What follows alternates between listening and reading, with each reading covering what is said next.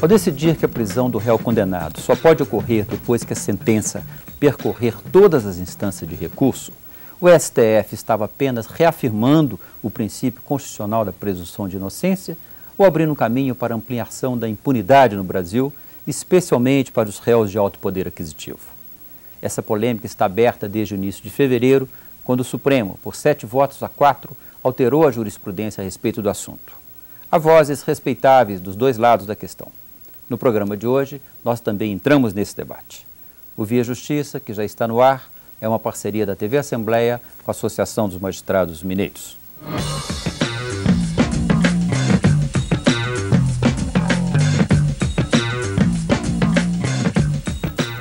Apesar dos enormes avanços conseguidos nos últimos anos, a justiça brasileira continua pecando pela lentidão, conforme reconheceu recentemente um levantamento do Conselho Nacional de Justiça.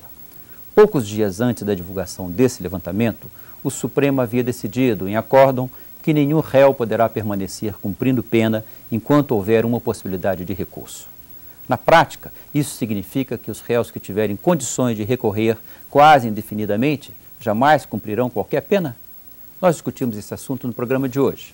Nossos convidados são a desembargadora do Tribunal de Justiça de Minas Gerais, doutora Jane Ribeiro Silva, e o advogado e secretário-geral da OAB, Dr. Ronaldo Garcia Dias.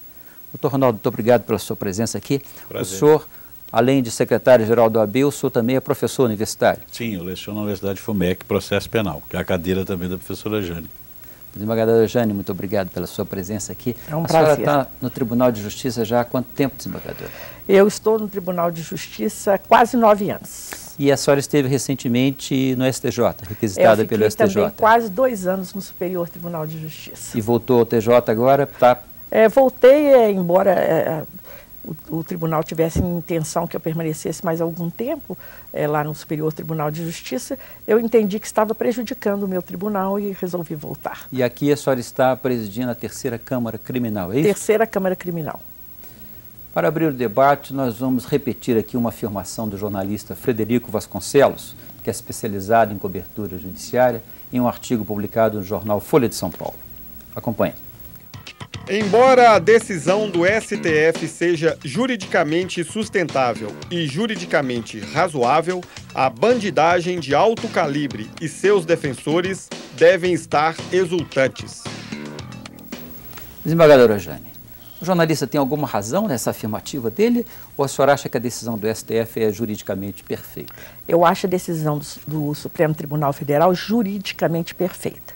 O Supremo Tribunal Federal é o guardião da Constituição. E mesmo antes da Constituição de 1988, o Brasil já havia dado a sua adesão ao Pacto de São José de Costa Rica, que consagrava a presunção de inocência. Isto é, ninguém pode sofrer os efeitos de uma condenação enquanto ela não estiver transitada em julgado. Doutor Ronaldo, a sua opinião, a decisão do STF é também juridicamente perfeita? E acredito que ela reforça muito a posição dos juízes de primeira instância e dos tribunais, na medida em que ela permite ou passa a garantir que ao juiz analise caso a caso para verificar se é caso de decretar a prisão preventiva, porque ela não acabou com a possibilidade da prisão, é bom deixar isso bem claro. O jornalista talvez esteja equivocado nessa medida, que ela não terminou com a possibilidade de uma prisão antes do trânsito em julgado. O que ela passa a exigir é uma fundamentação na prisão preventiva, quebrando aquela barreira de uma legislação que impedia recursos pela condição de uma execução provisória. Então, eu acredito que ela alcançou esse desiderato de encontrar, no princípio da presunção de não culpabilidade, um correspondente bastante claro e assumiu uma posição que é uma posição que coloca o Supremo Tribunal Federal até numa posição um pouco de desgaste, basta ver essa opinião do jornalista, mas a independência dele falou mais alto. Acho que ela está perfeita sobre esse aspecto. Mas uma das vozes discordantes da decisão do STF foi a da ministra Ellen Grace, que é autora de um dos 4 votos derrotados, e ela, a respeito do tema, ela disse a seguinte frase: Em país nenhum do mundo, depois de observado o duplo grau de jurisdição, a execução de uma condenação fica suspensa, aguardando o referendo da Corte Suprema. Desembargadora, essa afirmativa da ministra Ellen Grace de que a decisão em segunda instância já seria suficiente, a senhora acha que não está correta? Eu penso que, na verdade, só deveriam chegar aos tribunais superiores questões mais complexas no Superior Tribunal de Justiça, quando envolvesse matéria de direito, né, legislação federal, e no Supremo Tribunal Federal, quando envolvesse questão de natureza constitucional.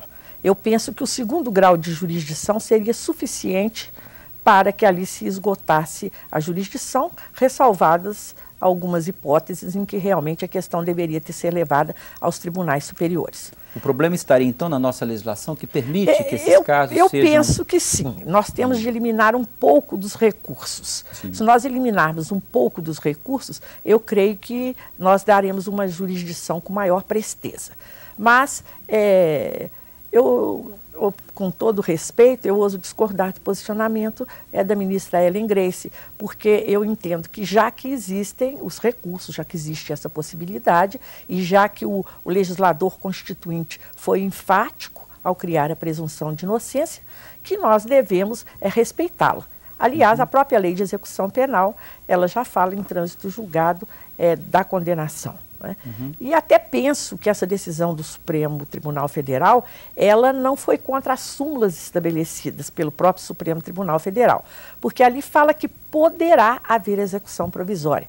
Poderá haver execução provisória, logicamente, quando houver motivo para a prisão antes do trânsito em julgado da condenação. Como bem disse o doutor Ronaldo, não, de maneira nenhuma não acabou a possibilidade do juiz conservar uma prisão em flagrante ou decretar uma prisão preventiva ou determinar uma prisão em virtude de condenação recorrível. Elas persistem, elas persistem. O juiz precisa... Mas, no caso de recurso, essa prisão não será sempre revogada no Supremo? Não será sempre revogada. O Supremo, até o acórdão até fala isso, que, na verdade, o juiz precisa justificar bem o motivo pelo qual a cautelaridade deve prevalecer, porque há casos em que a cautelaridade deve permanecer, quer dizer, há necessidade em relação à ordem jurídica, né, e principalmente a paz social, que algumas prisões sejam determinadas. Perfeito.